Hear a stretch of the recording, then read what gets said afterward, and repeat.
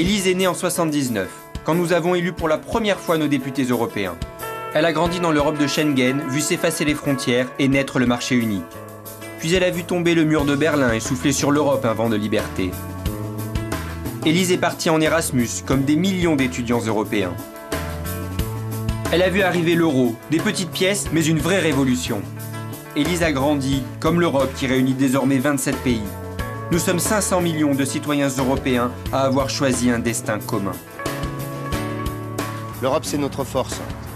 Face aux puissances d'aujourd'hui et de demain, la Chine, l'Inde, le Brésil, l'Europe doit s'occuper des grands sujets de politique étrangère, de défense, d'environnement, de développement de grands secteurs industriels pour défendre un modèle de société qui est le plus beau des modèles de société pour l'homme, celui qui fait la meilleure conciliation entre l'économie de marché et les solidarités dont on a besoin.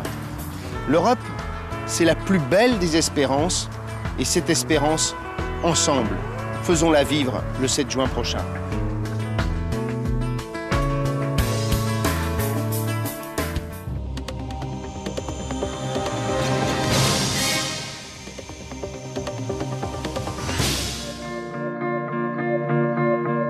Il n'y a qu'un mot à dire sur l'Europe, un seul. L'Europe, c'est vital. Nous sommes des citoyens français, nous savons bien qu'un grand nombre des décisions qui touchent notre avenir seront prises en France, et c'est donc normal de se battre pour que la France aille dans la bonne direction. Mais si l'Europe n'existe pas, l'Union européenne, pour porter notre voix dans toutes les crises planétaires, et désormais toutes les crises sont planétaires, crise économique, crise financière, crise du modèle social, crise environnementale. Et si l'Europe c'est vital, alors il faut qu'elle devienne notre affaire de citoyens. Ça n'est plus l'affaire des experts, ça n'est plus l'affaire de Bruxelles. L'Europe c'est votre voix qui doit s'y faire entendre. Pour ça il faut de bons et forts députés européens. Nous les avons choisis comme cela. Nous les avons choisis avec une grande expérience, avec une voix qui porte, courageux, enracinés dans leur région de métropole et d'outre-mer, pour que votre voix soit entendue au Parlement européen, parce que désormais, l'Europe, c'est nous. Nous, l'Europe des citoyens.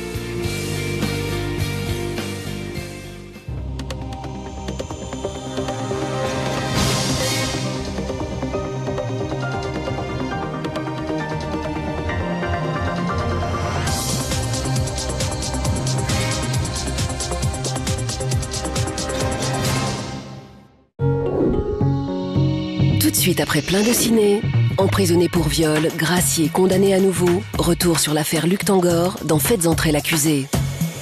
Puis 24 heures de tennis résumées par Gérard Rolls dans Retour à Roland-Garros.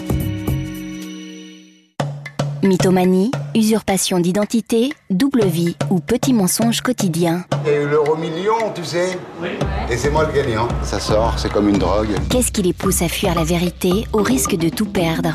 Peut-on devenir prisonnier de ses propres mensonges? On devait se marier le 30 août 2008. On a tout annulé à cause de mes mensonges. À cause de mes conneries, j'ai tout gâché. J'essaye tous les jours de ne plus mentir. Menteurs, pourquoi ont-ils peur de la vérité? C'est dans Ça se discute, demain soir à 22h15 sur France 2. Cette année encore, les films coproduits par France Télévisions ont conquis le jury du 62e Festival de Cannes. Palme d'Or 2009. Le ruban blanc de Michael Haneke. Grand Prix. Un prophète de Jacques Audiard. Enfin, prix exceptionnel du jury à Monsieur Alain Resnais pour l'ensemble de sa carrière, présent cette année avec Les Herbes Folles. France Télévisions. France Télévisions. France Télévisions, partenaire de la création cinématographique. France 2, toujours là pour votre magazine cinéma, avec Groupama.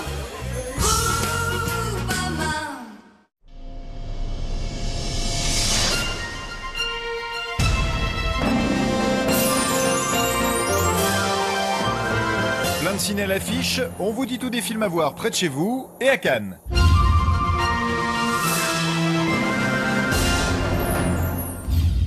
Vous le voyez. voyez, les marches ont été désertées. Et oui, le rideau est tombé dimanche soir sur le 62e Festival de Cannes. L'occasion de vous reparler une toute dernière fois de la quinzaine, à commencer par le palmarès. Et la Palme d'Or a été attribuée à Michael Haneke. Placé parmi les favoris depuis la présentation de son ruban blanc, l'Autrichien, primé à Cannes à plusieurs reprises ces dernières années, a obtenu la première palme de sa carrière. Un prix qui salue ce mélange entre film historique, fable sociale et thriller, qui se penche sur l'étrange éducation d'un groupe de jeunes Allemands à la veille de la Première Guerre mondiale. Michael Haneke devance l'autre grand favori, Un prophète, qui a néanmoins valu à Jacques Audiard un grand prix du jury. Les Français n'ont d'ailleurs pas été en reste au cours de cette cérémonie, puisqu'Alain Resnais a reçu un prix exceptionnel, alors que Charlotte Gainsbourg était récompensée pour son rôle dans le très controversé Antichrist.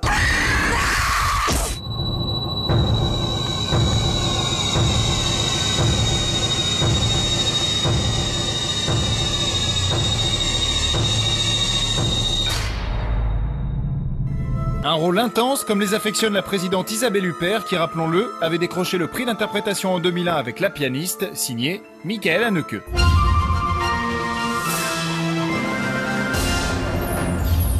Les prix et la palme, ça c'est fait, mais Cannes 2009 c'était plein d'autres choses. Les films évidemment, mais aussi des stars, un aioli, quelques pas de danse, de l'émotion et puis de la neige. Oui oui, de la neige.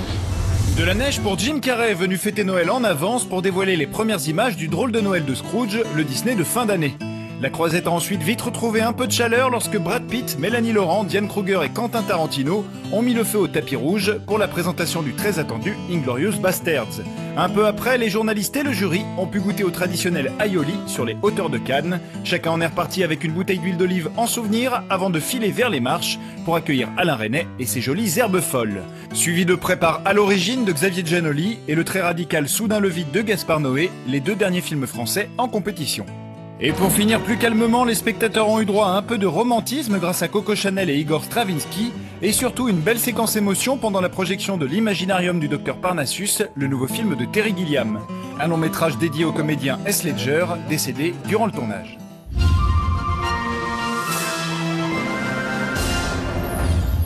Cannes, c'est du glamour bien sûr, mais c'est aussi du business. Et c'est ici au marché du film que les studios de tous les pays sont venus vendre leur dernière production. Et quand on dit de tous les pays, c'est vraiment de tous les pays. Canada. Argentina. Israël. Égypte. Italia. Hong Kong. Russia. Espagne. La Belgique. Et le Mexico. Thailand. We represent United States. Ils étaient quelques 450 vendeurs et plus de 10 000 participants à avoir fait le déplacement au marché du film. Car si le cinéma se regarde, il ne faut pas oublier qu'il s'achète et qu'il se vend. Et malgré la crise économique, le bilan est plutôt positif, avec une année record pour certaines sociétés, même si les prix ont été légèrement revus à la baisse. Le moral est également au beau fixe pour le cinéphage, qui croise des films alléchants et des projets plus improbables, dirons-nous. Nos monstres sont énormes. Notre méga requin est capable de dévorer le pont du Golden Gate de San Francisco. Et notre pieuvre géante peut attaquer un avion.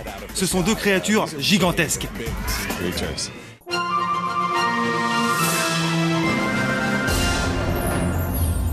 Voilà, Cannes 2009 c'est fini, mais rassurez-vous, la planète Cinoche n'arrête pas de tourner pour autant. Et cette semaine, il y a encore plein de films à voir près de chez vous, avant un été cinéma qui s'annonce très riche. Tout ça, on en reparle très bientôt. En attendant, plein feu sur les nouvelles sorties. Et cette semaine, vous avez deux options. Rester encore un peu dans l'atmosphère cannoise et traverser la Manche aux côtés d'Eric Cantona pour le rafraîchissant Looking for Eric, ou suivre la belle Alison Lohman jusqu'en enfer grâce au nouveau cauchemar de Sam Raimi.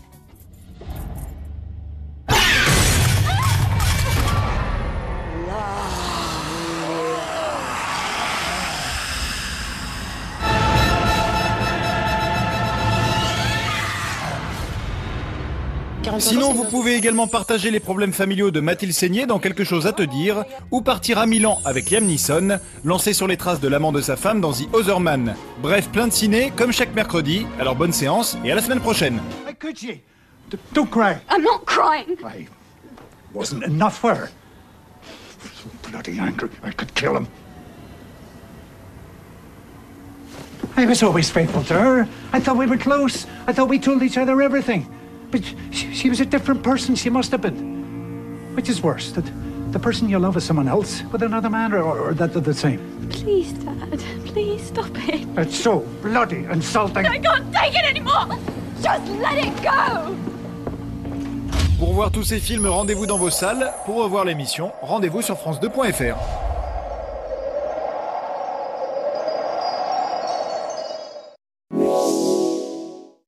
C'était votre